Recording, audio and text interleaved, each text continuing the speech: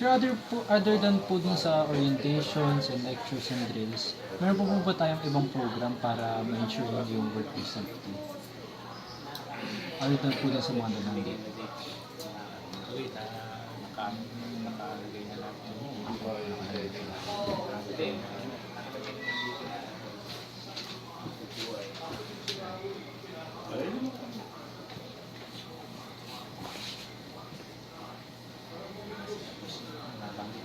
Nabanggit ko na. Sir, yung, ayun lang po. How frequent po yung mga drills na ginagawa? Ayan. Again, as per dun sa libro ng 951 po, at least twice a year. Twice a year. Kasi meron tayong fire prevention month, diba, March? That is considered as always fire prevention month. But for me, all year round, bilang March, diba? Tsaka may binabanggit din yung fire twice a year, diba? At least twice a year. Pag-contact ng drill na yan kasi is a law, diba? March, mag-conduct ka ng fire drill. Tapos July, being disaster month, mag-conduct ka naman ng earthquake drill. July kasi disaster month. And additional info hindi lang naman yung Republic 951 Constitution namin, meron yung batas ng Manila. City Ordinance 775 City Ordinance 775 po. requiring all establishments, either government or private, to conduct emergency.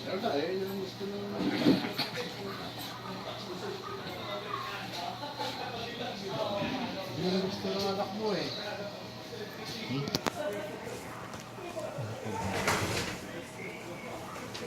Sagot na lahat ng question, sir. Sa accidents din na sagot na kanina.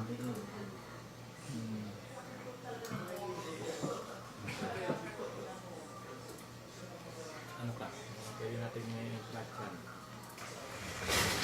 Ay, mga subjects yun. Public safety. Oo. Public safety. Si Doc Hill, no? Si namin nag-disability, nag-services. Okay lang din. Paano ba siya?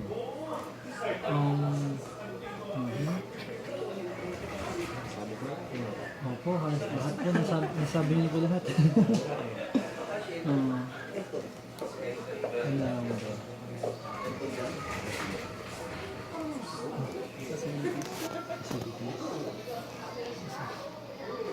Sir, yung nga pala yun. Sir, ask na lang po namin with regard dun po sa facilities. Ano po yung meron dito mismo sa main office? facilities with regards to Kasi for ano po, safety and health. ibig sabihin yung parang Mga clinics po, meron po tayo. meron, kompleto kami. May clinic, may doktor, may nurse, may ambulance. Yan, kompleto naman yung aming clinic dito. Tsaka i-add ko rin kasi si health services namin, meron din silang, as para sa inyo meron silang pinakonduct mga basic life support seminar. This coming 17, that is Friday, they will come up with the basic life support seminar sa aming mga ERP. Sa ERT. Kasama sa mga part ng may Doc Hill, ng aming senior medical officer.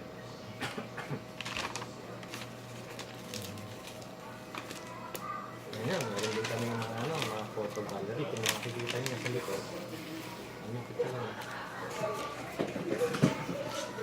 Yung sa papundak ng drill, kailangan matapos ang 2016 na naka 100% ng lahat ng aming establishment. Monitoring table. And then, in addition to that, pakita ko sa kayo, check ko na yung alarm system. Meron kami monitoring table, checklist.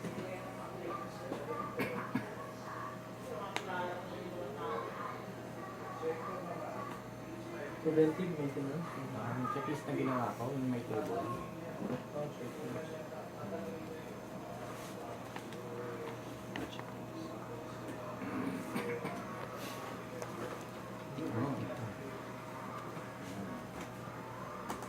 Wala kailangan namin ito kasi part ng safety rin ito. Nagawa kami ng monitoring table, checklist, preventive maintenance, testing of FDAS.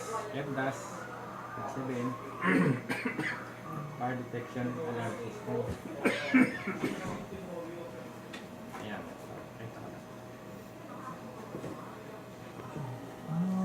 They conducted equipment, procedure performed, meron tayong checking, meron tayong yan, cleaning, deficiencies, nalagyan namin dyan, corrective action, ano ginawa namin? Technical in charge, sino ang nag-conduct? Sino nag-test? So, part ng aming So, monitoring po na, sir. hindi ko. Thank you po, sir.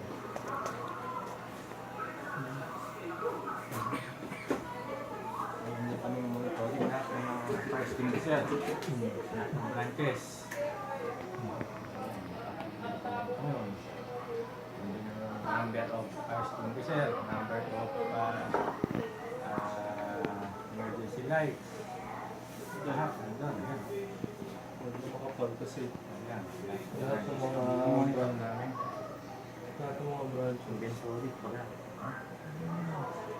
Yan. Tumawa namin yan sa safety division. Ito mga ano namin, mga casino, mga Falcon. Mga casino na Falcon. So, ito po, Nationwide. so, ito po yung parang yung office ng Pablo Coordination. Para head office siya. So, ganyan karami ang scope. Sensitive yun sa safety. Kasi, napakahirap pero nakailangan. Kasi nakasalali siya yung buhay ng mga kaya. Minsan, nagkakaroon ng agad. That's life. Nagkaroon na rin kami ng tayo incident dito. Kaming Facebook ko. Yun yung kagandahan. Kasi kung may mga ganyan deal, may mga ganyan education seminar, may na-enhance yung knowledge ng mga empleyado in dealing with emergency situations. Yun yung kagandahan. And so, having Gaspar, wala ko naman nagkaroon ng namatay ng empleyado. Although mga nasigapan, very minimal.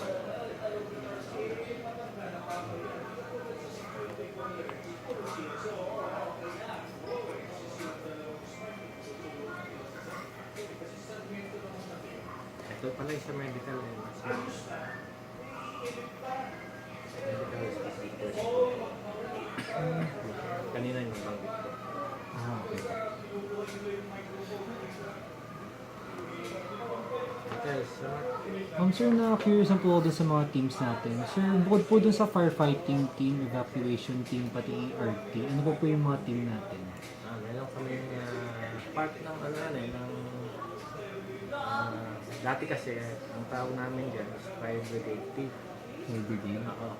Again, yung sunod natin, yung batas ng ating mga kaibigan sa Lumbiya sa fire department. Ngayon, pinalitan na namin ng emergency response team. Okay naman sa Bureau of Fire yun. Additional composition ng IAT is yung security team. Security. Anong trabaho nito?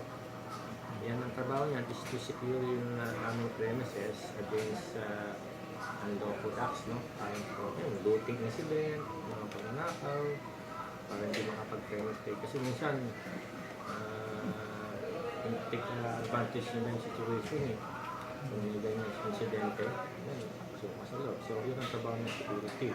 And then, in addition to that, sila nagmamando ng traffic dun sa labas pagdating sa evacuation procedure.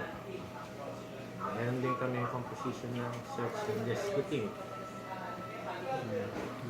Search and rescue team. Yan naman yung aming mostly mga security guards yan kasi kalas katawan. alerto pa rin naman yan. Ang trabaho naman yan, kung halimbawang may naiwan sa loob ng building, may nasugatan, sila mag-rescue. Ayun sa loob. Papuntang evacuation o yung medical area. Yan meron pa sa school niya, labi niya. Composition, yung ERT, sa Mapua. Meron po kaming... Tanungin yun, ano yun, yung security manager nyo. Sige po. Yung suggestion ko na rin, di ba? Ilang floor yung Mapua? 4 floors po. Laki, di ba? Okay. Suggest nyo lang sa, sa security manager nyo. Although alam ko naman na kaya equip din yun na lang nyo. Sino ba security manager ito? Ba kilala ko ba? Ay, hindi ko po kilala sa Alam mo yun, safety kayo. Diba? Alamin nyo. Pwede nyo rin siya tanongin regarding sa composition ng emergency response team. Ito sa amin, meron kaming floor warden. Ang floor warden, ang function niya, siya ang pinaka-leader nung the whole, kunyari, 5th floor. Siya ang pinaka-leader. So, pagdating ng emergency, siya ang magmamando. No? Meron siyang assistant, floor warden. Meron kaming, nakita niyo, di ba? Firefighting team. Tapos, very obvious ang trabaho niya is to extinguish yung small fire using fire extinguisher. Natawag sa area nila. Meron kami ERT1. ERT1. Oo, ERT2, saka ERT3. And then meron kami stairway monitor. Stairway monitor. Oo. Ang trabaho ng ERT1, sila ang pinaka-order o pinaka-head o ulo. Parang ahas eh. Ahas yan eh. Yung ahas, di ba? May ulo, ERT1. Yun ang pinaka-maglilid sa emergency evacuation. Tapos ERT2, nasa gitna. Kumbaga sa ahas, titingnan pa niya yung mga surroundings niya. Baka may naiwan. O si ganito, natutulog. Si ganito, nag-CR. Tapos ERT3, yung pinakabuntot. Siya mag-discourse ngayon, mag-scout ngayon sa lahat ng area final. Kung may iwan o wala. And stairway monitor, siya naman ang titingin dun sa mga fire exit stairway. Kung possible to o hindi. Ano naman yung mga ilat ko ng Diyos.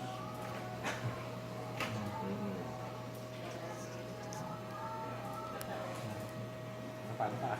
Ito ba? Pati systems rin, nasagot nyo na rin eh.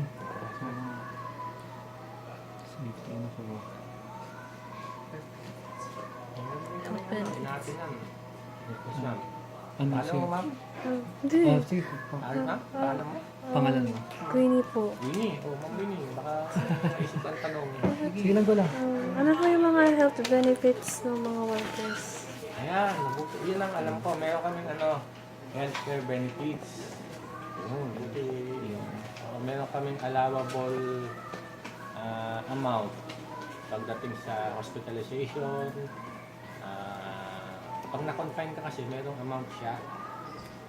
Certain amount na pwedeng para sa empleyado. Ngayon, pagka halimbawa outpatient, pwede mo, babayaran mo na muna, isi-shoulder mo na ng employee and then i-reimburse niya. And then meron kaming vaccination, libre yan. Ano yung Dick? Ano yung mga vaccination natin? Flu vaccine. Tapos meron tayong pinaka-recent. Ang dengue. Baso ba yung dengue? Gusto mo babae? Ano memo eh? Ayun na. Healthcare benefits namin.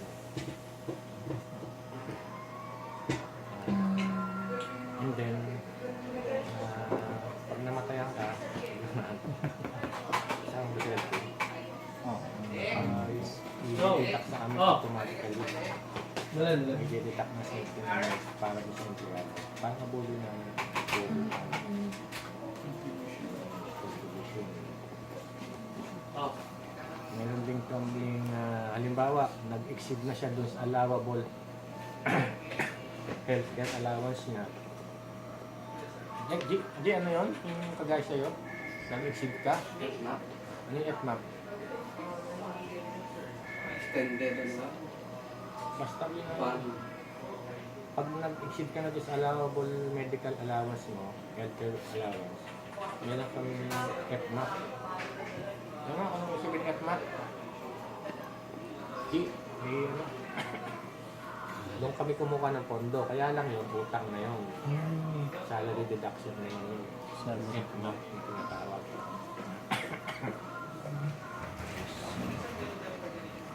Salary.